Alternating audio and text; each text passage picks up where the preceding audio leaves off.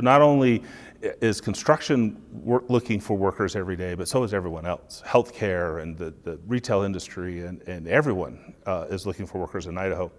It's particularly hard for construction because our jobs, a lot of them aren't entry level, they're skilled trades. And while we can take an entry level person and train them up, that takes time. And there's such an investment in a career for a construction worker that filling those jobs has been difficult. In fact, in the Boise market, which is the capital of Idaho, more construction jobs go left unfilled every month than we actually fill. In Idaho, we had a lot of pieces of pipe, but no pipeline. There were a whole bunch of silos, a whole lot of people working on the issue, but nobody was talking to each other and nobody was working together.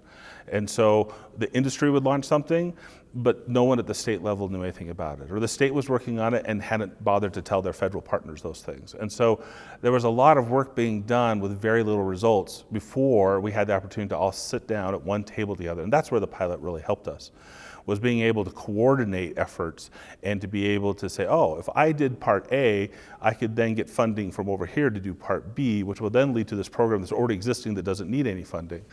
The pilot really helped us provide a forum where we could start laying these pieces of pipe together to form a talent pipeline.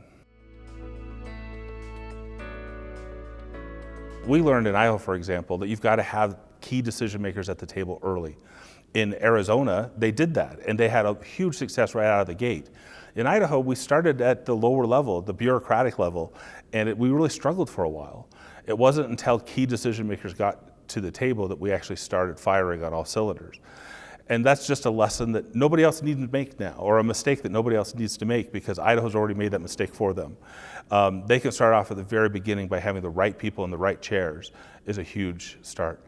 Also, Idaho's a big state with a small population, and in the playbook, there's examples from us and from LA, a small geographic location with a huge population. So I think there's something in the playbook for every place. By bringing industry to the table, you get innovators who can help move the process forward in new ways, and that's what AGC does. One of the AGC's greatest strengths is the ability to work together to solve tough problems, and this workforce development is the toughest problem of them all.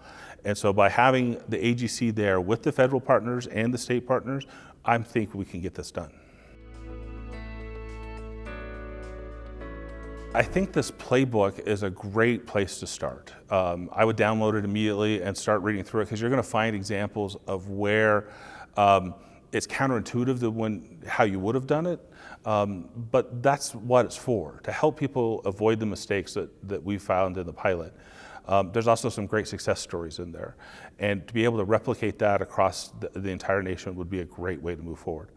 I believe that there are workers that want to work in construction that don't know that yet. All they need is the exposure to the industry, and this will hopefully help us reach some of those people.